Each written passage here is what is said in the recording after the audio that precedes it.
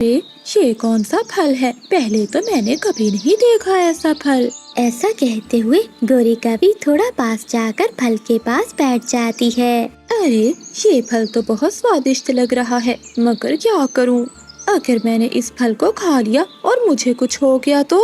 नहीं नहीं, मैं एक काम करती हूँ, पहले इस फल को किसी और को खिलाकर देखती हूँ, तब पता चलेगा।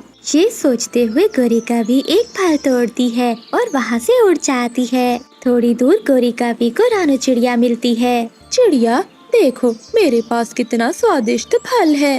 अरे गोरी बहन, ये फल तो बहुत स्वादिष्ट लग रहा है, आपको कहाँ से मिला ये फल? चिड़िया, ये फल मुझे घनी झाड़ियों में से मिला है। ये फल बहुत स्वादिष्ट है, मैंने अभी अभी बहुत सारे फल खाए हैं। ये एक फल बचा हुआ था, सोचा तुम्हें ही दे दूं। अब तुम जल्दी से खाकर देखो ये कैसा है। तभी मिठू तोता और कबूतर भी वहाँ से उड़ते हुए जा रहे थे। वो उन दोनों को देखकर वहाँ आ जाते हैं। गौरी, ये फल कैसा है? क्या हमें भी थोड़ा सा दोगी? हाँ हाँ मिठू, क्यों नहीं। पहले ये फल चिड़िया को तो खाने दो, तुम्हें मैं और तोड़ कर देती हूँ। चिड़िया बहुत भोली थी, वो फल को खाने लगती है। अरे वाह गोरी, ये तो बहुत स्वादिष्ट फल है। ऐसा फल तो मैंने पहली बार खाया है। चिड़िया बहन, थोड़ा फल मुझे भी दो। जैसे ही रानू चिड़िया वो फल मिठू को देने लगती है तो रानू चिड़िया भी होश हो जाती है और वहीं पर गिर पड़ती है।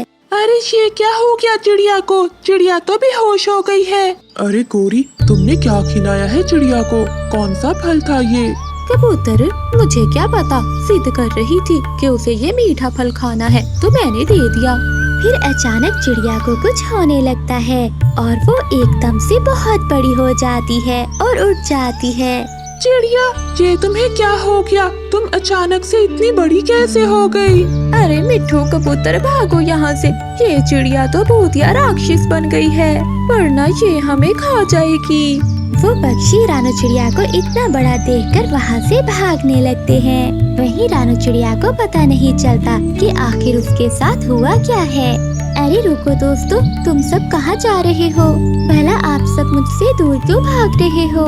जंगल के सभी पक्षी रानू चिड़िया को इतना बड़ा देखकर अपने अपने घोंसलों की ओर भाग रहे थे। ऐ ऊपर वाली, मैं इतनी बड़ी कैसे हो गई? आखिर मेरे साथ ऐसा क्या हुआ है?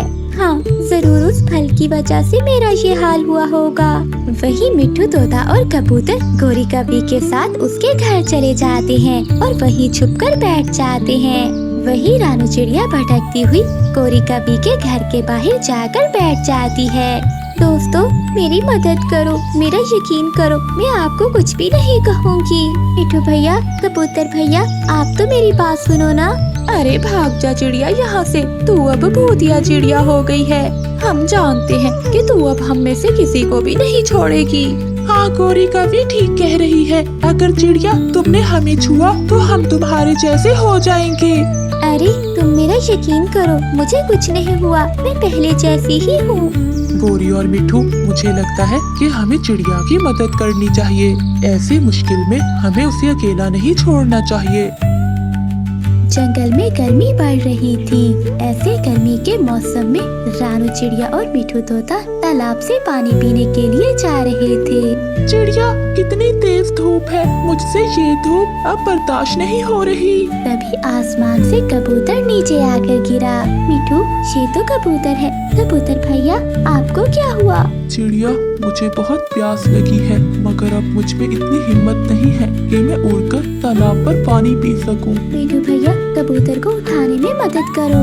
फिर रानू चिड़िया और मिठू तोता कबूतर को उठाकर तालाब पर लेकर जाते हैं। उन तीनों ने तालाब से पानी पीकर अपनी प्यास बुझाई।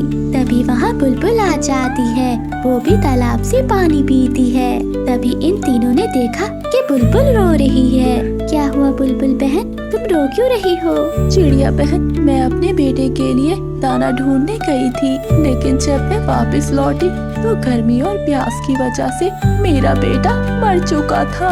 ये सुनकर तीनों को बहुत दुख हुआ। ऐसे बहुत से दिन गुजरते गए और गर्मी भी बढ़ती रही और तालाब का पानी भी तेजी से सूख रहा था, जिससे ज्यादातर पक्षियों ने गर्मी के मारे अपना दम तोड़ दिया था। एक दिन रानू चिड़िया तालाब से पानी पीने गई तो उसने देखा कि तालाब आधा सूख चुका है। धूप भी बहुत तेज हो रही है और ये तालाब भी बहुत छोटा होता जा रहा है। अगर ऐसा ही चलता रहा तो हमारे जंगल वासियों का क्या होगा। रानू चिड़िया एक पेड़ पर जाकर बैठ जाती है। तभी रानू चिड़िया को कोई आवाज सुनाई देती है। सामने गोरी कवि ने एक बोतल में नीली परी को कैद किया हुआ था। नीली परी, तूने मेरी ख्वाहिशें पूरी नहीं की ना। अब देखना मैं तेरा क्या हाल करती हूँ। दुष्ट कवि, मैंने तेरी हर ख्वाहिश पूरी की है, लेकिन अब तू ऐसी ख्वाहिश कर रही है जिसमें दूसरे पक्षियों का बुरा है। इसलिए मैं ऐसी ख्वाहिश को कैसे पूरा कर सकती हूँ। नहीं कर सकती तो मरने के लिए तैयार हो जा। फिर गोरी कवि ने शीशे की बोतल को जमीन में दबा दिया और उस पर मिट्टी डालकर गोरी कवि वहाँ से चली गई। तभी रानू चिड़िया वहाँ जाती है। रानू चिड़िया को आवाज आती है, अब तो मेरा मरना निश्चिंत है। इस जगह मुझे कौन बचाने आ सकता है। यहाँ तो मुझे कोई भी सुनने वाला नहीं है। नीली परी, आप चिंता नहीं करें, मैं आपको बाहर निकालती हूँ। ऐसा कहते हुए रानू चिड़िया मिट्टी को हटाती है और नीली परी को आजाद कर देती है। नीली परी बोतल से बाहर आते ही उड़ नहीं पा रही थी। नीली परी जी, आप उड़ क्यों नहीं पा रही? चिड़िया, हर परी को जिंदा रहने के लिए हर 7 दिन में 3 चंबेली के फूल खाने पड़ते हैं और इस दुष्ट कवि ने मुझे पिछले 6 दिनों से इस बोतल में कैद कर रखा है। इसलिए मैं कमजोर हो चुकी हूँ। ना ही मैं उड़ सकती हूँ और ना ही मेरा जादू काम कर रहा है। चिड़िया, अब तो मैं मरने वाली हूँ। नीली परी जी, तो आपको कैसे बचाया जा सकता है? क्या मैं आपको वो फूल ला कर दूं? हाँ चिड़िया, अगर शाम होने से पहले तुम वो फूल ले आओगी तो मैं बच जाऊंगी। मुझे पता है कि चंबेली के फूल कहाँ उगते हैं, मैं उन्हें लेकर आती हूँ।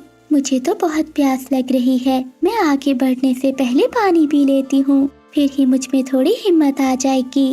रानू चिड़िया तालाब पर पहुँची, मगर वहाँ पानी और भी ज्यादा सूख गया था।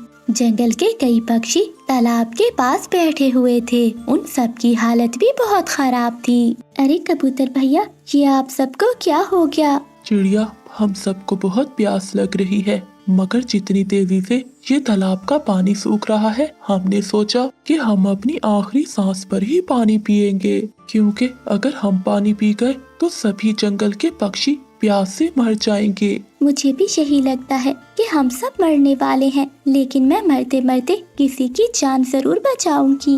ये कहते हुए रानू चिड़िया बिना पानी पिए ही वहाँ से चली जाती है, क्योंकि वो चाहती थी कि उसकी वजह से तालाब का पानी खत्म न हो। धूप बहुत तेज थी, रानू चिड़िया बहुत प्यासी थी, उसे उड़ने में भी बहुत मुश्किल हो रही थी। इस तरफ नीली परी भी मरने को तैयार थी। दूसरी ओर जंगल के सभी पक्षी। रानू चिड़िया 1 घंटे के बाद फूलों के बाग में पहुंची। उसे वहां चंबेली का पौधा मिल गया। शुक्र है ऊपर वाले का कि चंबेली का पौधा मिल गया। उसने कुछ चंबेली के फूल तोड़े और वहां से भागी। रानू चिड़िया बहुत थक चुकी थी, मगर परी की जान बचाने के लिए उसने हिम्मत नहीं हारी। ये लो नीली परी, मैं चंबेली के फूल ले आई हूँ। फिर परी वो फूल खा लेती है। फूल खाते ही परी फिर से उड़ने लगी और उसकी जान में जान आई। मैं ठीक हो गई, मैं ठीक हो गई। चिड़िया, ये सब तुम्हारी वजह से ही हुआ है। मुझे खुशी हुई परी जी कि मैं आपको बचा पाई। ये कहते हुए रानू चिड़िया भी अब जमीन पर गिर जाती है। चिड़िया, ये तुम्हें क्या हुआ? नीली परी जी, मैं सुबह से प्यासी हूँ और तालाब सूख रहा है और सभी पक्षी तालाब के पास जमा है। वो सब जिंदा रह सके इसलिए मैंने पानी नहीं पिया। चिड़िया, तुम बहुत अच्छी हो, मगर अब मैं सब कुछ ठीक कर दूंगी। ऐसा कहते हुए परी ने अपनी छड़ी घुमाई और वो दोनों तालाब पर पहुंच गए, जहां सभी पक्षी बहुत बुरी हालत में पड़े थे। तालाब का पानी भी सूख चुका था। चिड़िया, तुम भी आ गई। लगता है हम सब एक साथ इस दुनिया से जाएंगे। ऐसा कुछ नहीं होगा प्यारे दोस्तों। ऐसा कहते हुए नीली परी ने अपनी छड़ी घुमाई और तालाब पूरा पानी से भर गया, जिसे देखकर सभी पक्षियों ने उठकर पानी पिया। पानी पीने से सभी पक्षियों की जान में जान आई और उन सब के चेहरे खिल उठे। नीली परी, तुम्हारी वजह से आज हम सबकी जान बच पाई है। हमें समझ नहीं आ रहा कि हम तुम्हारा कैसे धन्यवाद करें। नहीं, मेरी जान रानू चिड़िया ने बचाई है, तभी तो मैं आप सबकी जान बचा सकी। चिड़िया, तुम्हारा बहुत बहुत धन्यवाद। हम बहुत भाग्यशाली है कि तुम जैसी एक अच्छी चिड़िया हमारी दोस्त है। सही कहा। और मैं आप सबको ये बताना चाहती हूँ कि ये तालाब अब कभी भी नहीं सूखेगा। तुम सब पक्षी जितना भी पानी पियोगे, सुबह होते ही ये तालाब फिर से भरा होगा। अरे वाह!